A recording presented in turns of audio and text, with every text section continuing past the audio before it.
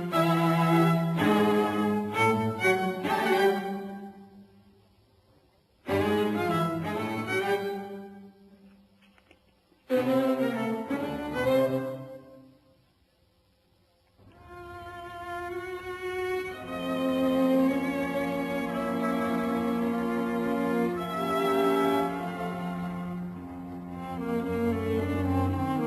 have multiplying signs that the politics of the United States today is more and more similar to Weimar Germany, Germany in the 1920s.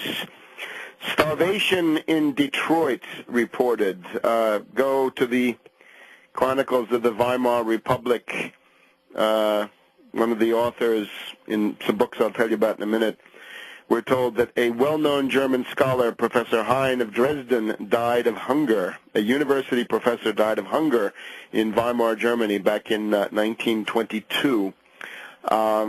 Today in the United States, reports of starvation in Detroit. We'll have more for that, on that in the coming weeks' broadcast. Now let's see, why would the Secretary of the Treasury be chewing the carpet, right? If you want to send a get well card to Geithner, you can send him a carpet sample with turn it over and you put a dotted line and it says please bite along dotted line. Chewing the carpet in the Treasury, expletives and so forth, the rage of Geithner. What could be going wrong? Well, one very interesting thing. On Monday, my dear friend Franco Macchi sent me some reports about an attempted coup in Saudi Arabia. Allegedly carried out by Prince Bandar. Now, Prince Bandar, we know him well. He's been here in Washington for 10 or 12 years, or was, and he was the Saudi ambassador to the U.S. He was so close to the Bush family, he was known as Bandar Bush. On the evening of 9/11, he was in the White House, spent the whole evening with the Bush family there in the Bush White House, September 2001. Bandar is now back in Saudi Arabia working as the head of the National Security Council. And as soon as I saw this, I said, aha, CIA MI6 agent Bandar attempting to do what Obama has been doing in Iran, that is overthrow the government and put in a more pliable, new-look, left-cover CIA type regime, except, as I was then informed by the same excellent source the following day, it's much more complicated. Bandar has been presiding over a rapprochement between Saudi Arabia and Russia. Bandar turning to Russia. Bandar meeting with Putin, a direct personal meeting, cordial handshake between Bandar and Putin as they signed an agreement for Saudi-Russian military cooperation, a deal to suppress narcotics trafficking, and all kinds of other measures for cooperation. So it turns out that Putin had gone to Saudi Arabia in January of 2007, and there's been a rapprochement between Saudi Arabia and Russia going on ever since then under the auspices of Bandar, Prince Bandar, the head of the National Security Council. Bandar is the son of Prince Sultan, who is the crown prince, and you get King Abdullah.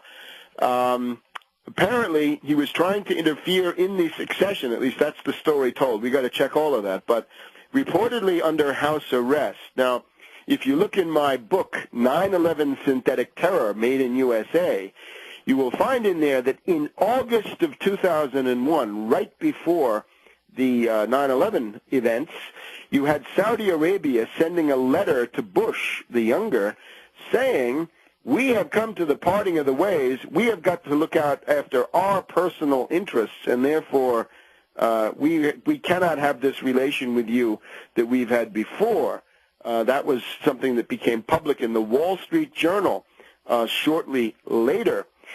So there is a tendency in Saudi Arabia to break out of this protectorate, because that's basically what it's been, that Saudi Arabia is a U.S. protectorate, and maybe they're not happy with that. It doesn't mean that Saudi Arabia is throwing itself into the arms of Russia, but it simply means they want to use Russia to balance this overweening dictatorial hegemony of the U.S. You probably remember back in the Gulf War #1, which I write about in George Bush the unauthorized biography. The first U.S. troops came into Saudi Arabia before the government even agreed to take them. This was during the Saddam Hussein invasion of Kuwait. So that would be a big thing. I hope you can see that part, right? If Saudi Arabia defects from their puppet status vis-a-vis the U.S., mainly because the Saudi Arabian royal family, they're not happy about what's going on with Israel. They not happy about the dollar going down. Above all, they're not happy because Obama is undoubtedly planning a color revolution against them. So they look across, right, if you can dump Khomeini, you can dump the Khomeiniac regime in the form of the mullahs, then maybe you're going to dump us. So why don't we hedge our bets and let's have a Russian option, a Russian card. This would be very bad news for the Treasury, very bad news for the Treasury, because you remember the Undersecretary of State for International Affairs is basically the Saudi officer, because they're the people in the world who have a significant amount of dollars, along with the Chinese and others. So maybe this is why Geithner is chewing the carpet. Now, the other thing, of course, is Ahmadinejad has now been inaugurated, and the tendencies that we've been observing in the last couple of weeks continue. While the mullahs argue, the generals in Iran are solidifying their control. The mullahs are split. The ayatollahs are bickering and fighting.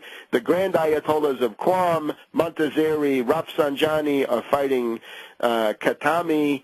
And Khatami are fighting Khamenei, and Ahmadinejad, of course, a military guy. So we have an interesting article, The Gleaner. The Gleaner is from Jamaica, right? Jamaica in the West Indies. And in The Gleaner of Jamaica, we have an observer called John Rapley. Rapley works at the Caribbean Policy Research Institute, and he says essentially what's going on is that when Khamenei decided to support Ahmadinejad against the People Power coup, Velvet Revolution, organized by the CIA, he had to lean himself on the Pastaran, the Revolutionary Guards, and the security apparatus, meaning that the generals are taking over. And the more the mullahs are split, the more the generals gain power. So the Islamic part of the Islamic Republic is in decline. Also, very, very, very interesting, Iran and Russia are now having a joint naval exercise in the Caspian Sea. This would indicate the pro-Russian characteristics of the Ahmadinejad government, certainly enough to make Washington hysterical, because you'll remember the death to Russia, death to China chant of the Rafsanjani Mousavi CIA faction 3 or 4 weeks ago now.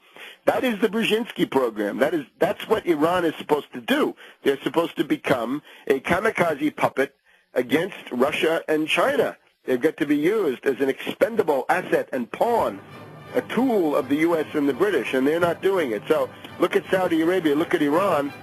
Things maybe not going so well for the Anglo-American imperialists.